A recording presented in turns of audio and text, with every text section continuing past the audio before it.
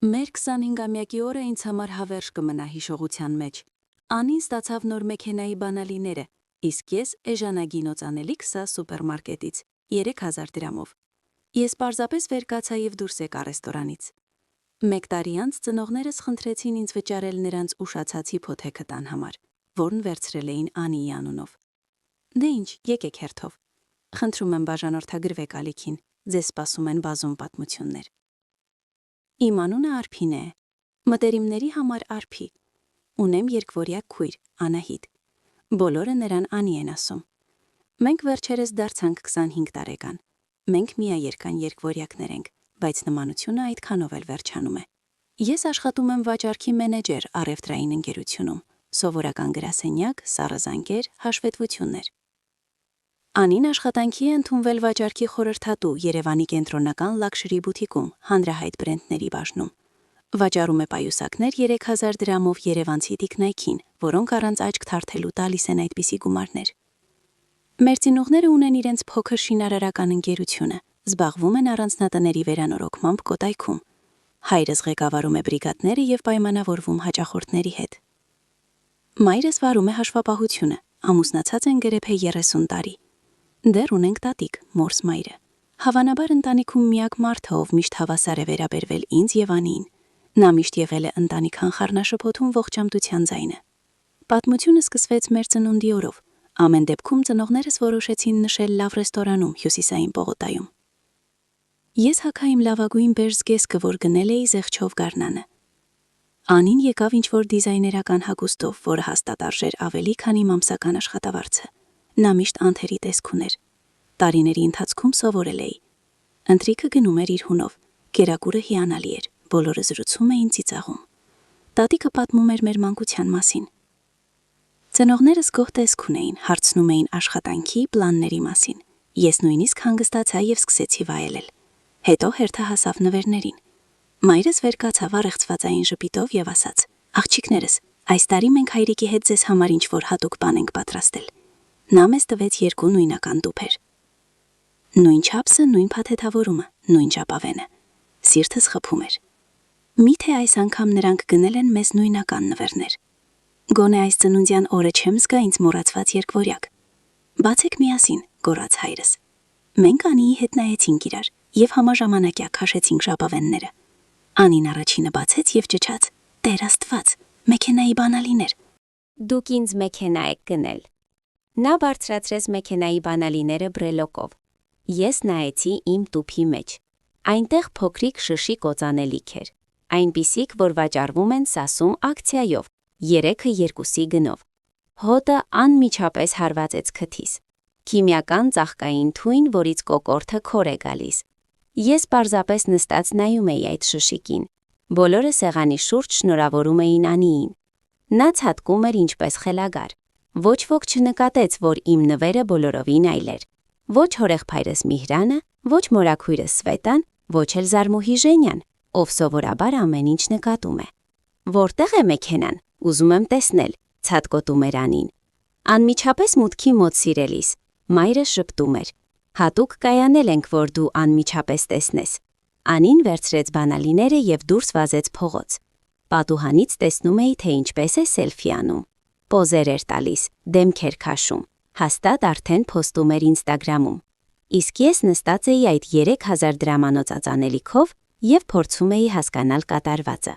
Մենք 25 տարեկան ենք, և ծնողներս նվիրել են քրոջս մեքենա 4-5 միլիոնով, իսկ ինձ էժանագին քիմիական հոտով շշիկ վարդագին բույրով։ Ես դրեցի օծանելիքը հետ տուփի մեջ և փակեցի կափարիչը։ Հետո վերցրի պայուսակս և վեր կացա։ «Ուր ես գնում, Արփինոս»՝ հարցրեց տատիկը։ Միայն նա նկատեց, որ ես հեռանում եմ։ «Օծ շնչեմ», փնթփնթացի ես։ Դեպի ելք գնալիս լսեցի, թե ինչպես է տատիկը ասում ծնողներիս. «Սա անարդար է»։ 2 աղջիկներին էլ նույնական նվերներ էին պարտադիր։ «Մենք ոչ մի վատ բան չարեցինք», պատասխանեց հայրս։ Արփին սովորական գրասենյակային աշխատող է, իսկ Անին աշխատում է հեղինակավոր տեղում։ Նրան պետք է պահպանել իմիջը։ Ամեն դեպքում անարդար է, տատիկը արդեն խոսում էր ավելի հանգիստ։ Ես շարունակեցի գնալ։ Կայանատեղին նստեցի իմ հին մեքենան և մի քանի րոպե պարզապես նստած մնացի։ Ձեռքերս մի քիչ դողում էին։ Տուն տանող ողջ ճանապարհին իմ մեկ սենյականոցը ստուգում էի հեռախոսս։ Սպասում էի, որ ինչ-որ մեկը զանգի, հարցնի, թե ինչու ես հեռացել իմ իսկ ծննդյան օրվանից։ Ոչ ոք չզանգեց, ոչ մայրս, ոչ հայրս, ոչ էլ Անին։ Երբ ավարտեց ֆոտոսեսիան, կարծես ես գոլորյացել էի իմ տոնից, եւ ոչ ոք չնկատեց։ Այդ գիշեր անկողնում պարկած սկսեցի հիշել բոլոր դեպքերը, երբ նման բան էր եղել։ Սա առաջին անգամը չէր, սա շարունակվում էր ամբողջ կյանքում։ Պարզապես ես համոզում էի ինձ, որ ամեն ինչ այդքան վատ չէ։ Մանկության տարիներին մեր ծննդյան տորթերի վրա միշտ գրում էին միայն «Շնորհավոր ծնունդդ, Անի»։ Մայրս ասում էր, որ երկու անունների համար տեղ չի բաղականացնում, բայց տորթը երկուսինն էր։ Ծննդյան նվերները իբր նույնական էին, բայց դա երբեք չէր համապատասխանում իրականությանը։ Քրոջս կոլեկցիոն տիկնիկ, ինձ շուկայական չինական կեղծիկ, նրան նոր հեծանիվ, ինձ անցյալ տարվա մոդել զեղչով։ 7 տարի առաջ ես ընդունվեցի համալսարան Դճարովի բաժին, փորձում էի աշխատել համալսարանի գրախանութում և ուսանողական ճաշարանում, վճարելու ուսման և հանրակացարանի համար։ Գրեթե ամեն երեկո ընթրում էի դաշիրակով, իսկ լրացուցիչ դասագրքերը գնում էի List.am-ից կամ նստում էի ընթերցասրահում։ Համալսարան Անին չընդունվեց, միավորները չբավականացրին, բայց ծնողներս առանց աչք թարթելու վճարեցին նրա վճարովի ուսումը, հանրակացարանը և նույնիսկ գրպանի ծախսերը։ Ամեն ինչ։ Ուսման ընթացքում նա մատը-մատին չխփեց։ Ես արդեն 3 տարի վարձում եմ մեկ սենյականոց, 100,000 դրամ ամսական, կոմունալներ։ Ինքս գնում եմ ապրանքներ, ինքս վճարում եմ ապահովագրություն, ինքս դուրս եմ գալիս ամեն ինչի տակից։ Քույրս էլ առանձին է ապրում, բայց բնակարանը նրան վարձում են ծնողներս։ Ամսական 150,000 դրամ են փոխանցում, գնել են կահույք և դեռ գումար են տալիս մանր ծախսերի համար։ Բայց այդ մեքենայի բանալիները ընդդեմ Սասի օծանելիքի կետեր դրեցին ամեն ինչի վրա։ Գործը այն չէր, որ կոփեն իմ բնավորությունը կամ հատուկ կերպով սեր դրսևորեն։ Նրանք անկեղծորեն կարծում էին, որ Անին նրանց համար ավելի կարևոր է, որ նրա կյանքը, նրա երջանկությունը, նրա հաջողությունը ավելի շատ են նշանակում, քան իմը։ Անցավ 1 ամիս մեր հոբելյանից, և ընտանիքից ոչ ոք կապ չհաստատեց ինձ հետ, ոչ հաղորդագրություն, ոչ զանգ, ոչինչ։ Կարծես ես երբեք չեմ եղել։ Օրը 100 անգամ ստուգում էի հեռախոսը, կարող էր հանկարծ բաց եմ թողել, բայց դատարկ էր։ Ամեն օր գնում էի գրասենյակ, վերադառնում տուն, նայում սերիալներ և փորձում էի չմտածել, որ ծնողներս և քույրս պարզապես ջնջել են ինձ կյանքից։ Ինքս ինձ ասում էի, որ առանց նրանց դրամայի ինձ միայն ավելի լավ է, բայց եթե անկեղծ, ցավում էր, շատ էր ցավում։ Եվ ահա մի օր զանգեց հեռախոսս, էկրանին Անի։ Հազիվ չչեղարկեցի, բայց հետաքրքրությունը հաղթեց։ Ողջույն Արփի, ձայնը կասկածելիորեն ուրախ էր։ Պատկերացրու, ծնողներս ինձ նոր բնակարան վարձեցին, հիանալի 2 սենյականոց հենց կենտրոնում, հսկա պատուհաններ, բոլոր նորաձև տեղերը ոտքով։ Ինչ է լավ է, հիանալի է, ասեցի ես։ Լսիր, ինձ օգնություն է պետք տեղափոխության համար հանգստյան օրերին։ Կգաս? Պետք է իրեր փաթեթավորել, տեղափոխել։ Ես հեռացրի հեռախոսը ականջից և նայեցի էկրանին։ 1 ամիս լիակատար լռությունից հետո զանգում է և խնդրում օգնել տեղափոխությանը։ Կարծես ես պարտավոր եմ լինել նրա անվճար բեռնագիր։ Չեմ կարող, կտրուկ ասացի։ Գործեր ունեմ։ Ինչ գործեր։ Ձայնը անմիջապես դարձավ կտրուկ։ Ինչը կարող է ավելի կարևոր լինել քույրիկին օգնելուց։ Պարզապես գործեր անի, անձնական։ Դու ծաղրում ես։ Նա բղավեց։ Ընտանիքը պետք է առաջին տեղում լինի։ Դու պարտավոր ես ամեն ինչ հետաձգել և օգնել ինձ։ Այդպես է ընդունված քույրերի միջև։ Ես լսում էի նրա ձայնում այդ ամբարտավան տոնը, որ օգտագործում էր մանկուց, երբ ինչ-որ բան էր պետք։ Չեմ գա, հանգիստ ասացի և անջատեցի, չթողալով խոսել։ Ձեռքերս մի քիչ թողում էին։ Առաջ երբեք չէի ասել Անիին ոչ։ Տարիներով ամեն ինչ գցում էի, երբ նրան ինչ-որ բան էր պետք։ 1 ժամ անց հեռախոսը նորից զանգեց, այս անգամ մայրս։ Արփի, ինչ հիմարություն է սա։ Անին ինձ զանգեց արտասվելով, ասաց, որ դու հրաժարվել ես օգնել տեղափոխությանը։ Ինչ է կատարվում քեզ հետ։ Ես ասացի, որ զբաղված եմ։ Ինչով զբաղված։ Նա քո քույրն է, Արփին է, նրան օգնություն է պետք։ Նա հիմա մեքենա ունի, թող վարձի բեռնագիրներ կամ խնդրի իր ընկերներից։ Մի ասա հիմարություններ, դու գիտես, թե որքան արժեն բեռնագիրները։ Իսկ նրա ընկերուհիները հանգստյան օրերին աշխատում են։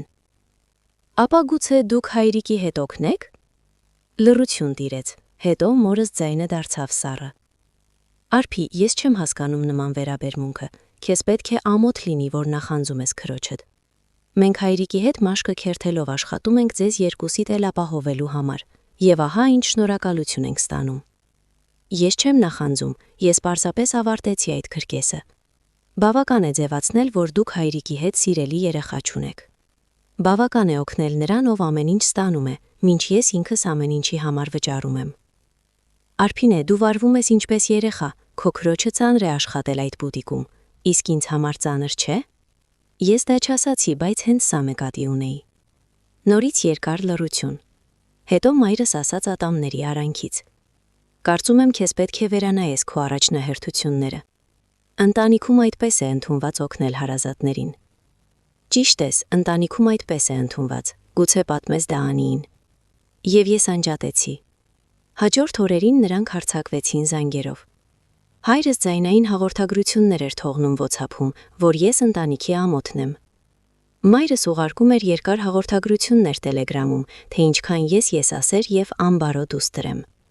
Քույրս գցում էր զայրացած ձայնայիններ, կանչում ինձ սարսափելի քույր, նախանձոտ եւ մանր։ Ես ամեն ինչ իգնոր էի անում։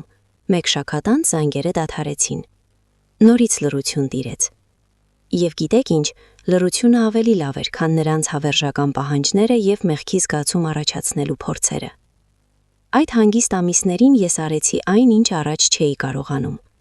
Սկսեցի խնայել, իսկապես խնայել։ Անջատեցի իմ հավելվածում բոլոր փոխանցումները եւ հաշիվները, որոնք նախկինում վճարում էի Անիի համար։ Բացեցի առանձին ավանդ եւ սկսեցի հետ դնել յուրաքանչյուր աշխատավարձից։ Սկզբում քիչ, 20-30 հազար ամսական, բայց արդեն ինչ-որ բան էր։ Տեսեք, առաջ երբեք չէի կարողանում խնայել նույնիսկ 1 դրամ, որովհետև մշտապես սպոնսորում էի Անիի ծախսերը։ 3 տարի ես վճարում էի նրա կոմունալները եւ ինտերնետը։ Սա իմ քարտից էր գանձվում։ Մայրս խնդրել էր օգնել, երբ Անին նոր էր տեղափոխվել նրանցից, եւ այդ ժամանակավոր օգնությունը դարձալ մշտական, եւ գործը միայն հաշիվները չէին։ Անին իր ամբողջ աշխատավարձը ծախսում էր իր վրա, ամեն օր գործնական ճաշեր նորաձև սրճարաններում կենտրոնում տնից կերակուր վերցնելու փոխարեն։ Գնում էր թանկ հագուստ, կոշիկներ, պայուսակներ, իբր աշխատանքում իմիջ պահպանելու համար։ Իսկ երբ գումարը վերջանում էր հիմնական բաների համար, զանգում էր ինձ. Արփի, կարող ես փոխանցել 10,000, հաջորդ շաբաթ կվերադարձնեմ։ Արփի, բոլորովին առանց գերակրի եմ մնացել, կարող ես 20-30 հազար ուղարկել, միայն մինչև աշխատավարձ։ Հաջորդ շաբաթը երբեք չէր գալիս։ Աշխատավարձը էլ նշանակություն չուներ, նրան միշտ ինչ-որ բանի համար գումար էր պետք։ Եվ ինչու հենց ես պետք է ծածկեի նրա հիմնական ծախսերը։ Բայց հիմա, երբ Անին այլևս չէր խնդրում գումար, ես տեսա, թե ինչ տեսք ունի իմ իրական բյուջեն։ Ես զարմացա, թե որքան կարողացա խնայել, չսպոնսորելով ուրիշի կիրքը դիզայներական հագուստների հանդեպ։ Ձմռանը ավանդի վրա գրեթե 300 հազար կար։ Ոչ միլիոններ իհարկե, բայց սա իմ գումարներն էին, վաստակած եւ խնայված առանց որևէ մեկի օգնության։ Զգացողությունը անսովոր էր, բայց հաճելի։ Ընտանեկան լռությունը շարունակվեց ամբողջ աշունը։ Հոկտեմբերին շնորհավորեցի հայրիկիս ծննդյան օրը, ոչ մի պատասխան։ Նոյեմբերին ուղարկեցի մորս ամուսնության տարելիցի շնորհավորանք, լռություն։ Ինձ նույնիսկ չհրավիրեցին ոչ մի տոնի, 25 տարի ընտանեկան տոն էր, եւ հանկարծ ես պարզապես դադարեցի գոյություն ունենալ։ Մոտենում էր ամանորը, եւ ես պատրաստվում էի առաջին անգամ մենակ նշել, հետո զանգեց տատիկը. Արփին է սիրելիս, այս տարի ամանորյա սեղանը ինձ մոտ կլինի, շատ ուրախ կլինեմ, եթե գաս։ Ինձ ստացվեց թեթևության ալիք, գոնե ընտանիքում մեկը հիշում էր իմ գոյության մասին։ Առավոտյան դեկտեմբերի 31-ին վաղ արթնացա եւ թխեցի տատիկիս սիրած թխվածքաբլիթները շոկոլադե կտորներով եւ ընկույզով, նրա իսկ բաղադրատոմսով, որին սովորեցրել էր ինձ 12 տարեկանում։ Փաթեթավորեցի գեղեցիկ թուփի մեջ եւ գնացի նրա մոտ։ Հյուրասենյակը լի էր հարազատներով։ Հորեղբայր Միրանը կնոջ եւ երեխաների հետ։ Մորաքույր Սվետան բերել էր նոր ընկերոջը։ Զարմուհի Ժենյան բոլորին ցույց էր տալիս լուսանկարներ վերջին ճանապարհորդությունից Ծաղկաձոր։ Ջերմ էր եւ հարմարավետ, ինչպես պետք է լինի ընտանիքում։ Օգնում էի տատիկին խոհանոցում, երբ լսեցի, թե ինչպես բացվեց մուտքի դուռը։ Շնորհավոր ամանոր բոլորին, մորս ձայնը, սիրտս ընկավ։ Նայեցի խոհանոցից։ Ծնողները մտնում էին Անիի հետ։ Հայրս բերել էր հայկական գինի, մորս տորտ Սասից։ իսկ Անիի վրա նոր վերարկու էր, հաստատ վերջին կոլեկցիայից։ Ո մայրս տեսավ ինձ եւ կանգ առավ։ Հետո ինձ նկատեց հայրս եւ նրա դեմքը անմիջապես լարվեց։ Նա ուղիղ եկավ ինձ մոտ։ Տես ով է որոշել հայտնվել, ասաց բավական բարձր, որ բոլորը լսեն։ Արփինե, դու լքեցիր ընտանիքը, դադարեցիր օգնել քրոջդ, դադարեցիր մեզ հետ շփվել, իսկ հիմա պարզապես գալիս ես այստեղ կարծես ոչինչ չի եղել։ Սենյակում լռություն տիրեց։ Նույնիսկ երեխաները դադարեցին խաղալ։ Ես ոչ ոքի չեմ լքել, հանգիստ ասացի ես։ Ճիշտ է, կարծես թե դու հեռացար մեզանից այն պահին, երբ մենք խնդրեցինք վարվել հարազատի պես։ Մայրս կանգնեց հայրիկի կողքին։ Քո հայրը ճիշտ է, Արփի։ Դու եղար եսակենտրոն եւ դաժան, ուստի մենք որոշում կայացրինք։ Նա դադար տվեց, նայելով սենյակին համոզվելով, որ բոլորը լսում են։ Մենք վերաշարադրեցինք կտակը Անիի օգտին։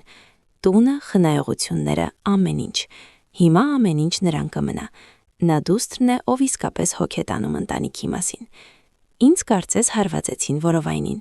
բայց տարօրինակ չզարմացա։ Ընդհանուր առմամբ սա դրամաբանական էր։ Ձեր իրավունքն է, ասացի ես։ Հայրս հաստատ սպասում էր, որ ես կաղաչեմ, կլացեմ կամ ինչ-որ բան։ Դու ավել ասելիք չունես։ Ինչ եք ուզում լսել։ Դուք արեցիք ձեր ընտրությունը։ Անին միշտ եղել է ձեր սիրելին։ Հիմա սա պարզապես պաշտոնական է։ Մեզ մոտ սիրելի երեխա չկա, առարկեց մայրս, բայց ձայնը անհամոզիչ էր հնչում։ Իհարկե չկա, հանգիստ ասացի ես։ Անին վերջապես ձայն տվեց։ Գուցե եթե դու հավերժ չնախանձեիր, ամեն ինչ այլ կլիներ։ Ես նայում էի, թե ինչպես է նա կանգնած իր թանկ վերարկուով, մեքենայի բանալիները ձեռքին եւ խոսում նախանձի մասին։ Իրոնիան գերազանցում էր։ Ես չեմ նախանձում Անի։ Ես պարզապես դադարեցի ձևացնել, որ մենք նորմալ ընտանիք ունենք։ Դու անտանելի ես, գոռաց հայրս։ Գնանք աղջիկներս, մեզ այստեղ սկանդալներ պետք չեն։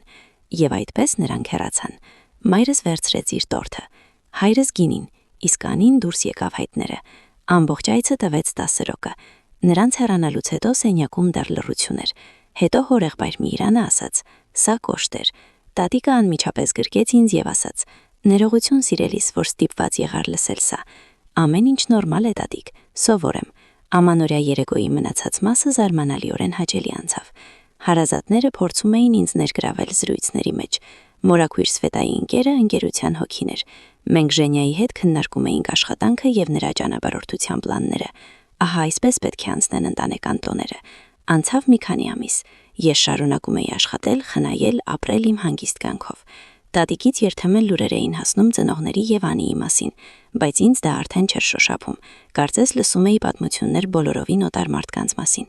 Հետո իմ 26-ամյակից մեկ շաբաթ առաջ զանգեց մայրս։ Հազիվ չանջատեցի, բայց ինչ որ բան ստիպեց պատասխանել։ Արփի, մենք պետք է խոսենք։ Կարող ես գալ մեր տուն։ Ձայնում նոր բան կար։ Խուսահատություն, թե ինչի մասին խոսել։ Արի վաղը։ Սա կարևոր է։ Հակառակ առողջ բանականությանը համաձայնվեցի։ Հաջորդ օր գնացի մանկության տուն։ Այն ավելի փոքր էր թվում հիշողությունից, իսկ բակը հաստատ վերանորոգման կարիք ուներ։ Դուռը բացեց հայրս։ Հոգնած տեսք ուներ, ծերացած։ Շնորհակալություն, որ եկար, ասաց։ Հավանաբար առաջին անգամ կյանքում շնորհակալություն ասաց ինձ։ Նստած էինք հյուրասենյակում, որտեղ տարիներով փորձում էի վաստակել նրանց ուշադրությունն ու հավանությունը։ Հիմա տունը օտար էր թվում։ Արփի, սկսեց հայրս։ Հիմա շինարարությունում ծանր ժամանակներ են, պատվերներ չկան, նյութերը թանկացել են, ընկերությունը սնանկության եզրին է։ Մայրս միջամտեց, մենք կարող ենք կորցնել տունը, հիփոթեքը ուշացած է, բանկը ճնշում է, սպառնում է դնել աճուրդի։ Ես նստած սպասում էի, թե երբ կհասնեն գործի էությանը։ Մեզ քո օգնությունն է պետք, ասաց հայրս, միայն ժամանակավոր, մինչև գործերը կարգավորվեն։ Ես ծիծաղեցի, չկարողացա զսպել։ Դուք ուզում եք, որ ես վճարեմ հիփոթեքը տան համար, որ կտակել եք Անիին։ Գործը դրանում չէ, մայրս արագ խոսեց։ Գլխավորն այն է, որ ընտանիքը չմնա առանց տանիքի։ Իսկ դուք խնդրել եք Անիից օգնություն։ Նա իր ֆինանսական դժվարություններն ունի, անմիջապես պատասխանեց մայրս։ Խանութում աշխատավարձը +% էր, բայց փոքր։ Իդեպ նա պլանավորում է հարսանիք։ Մեծ ծախսեր, ավելացրեց հայրս։ 50 հոգու ռեստորան արդեն ամրագրված է։ Նա ամուսնանում է, այո, հիանալի երիտասարդի հետ։ Նրանք շատ երջանիկ են։ Իհարկե երջանիկ էր։ Իհարկե, Անիի մոտ ամեն ինչ իդեալական էր զարգանում, մինչ ծնողները նստած էին այստեղ եւ խնդրում էին ինձ գումար։ Ես չեմ վճարի տան համար, որ ինձ չի մնալու, կտրուկ ասացի։ Եթե օգնություն է պետք, խնդրեք ձեր սիրելի դստերից։ Մայրս լաց եղավ, ուղակի հեկեկած սենյակում։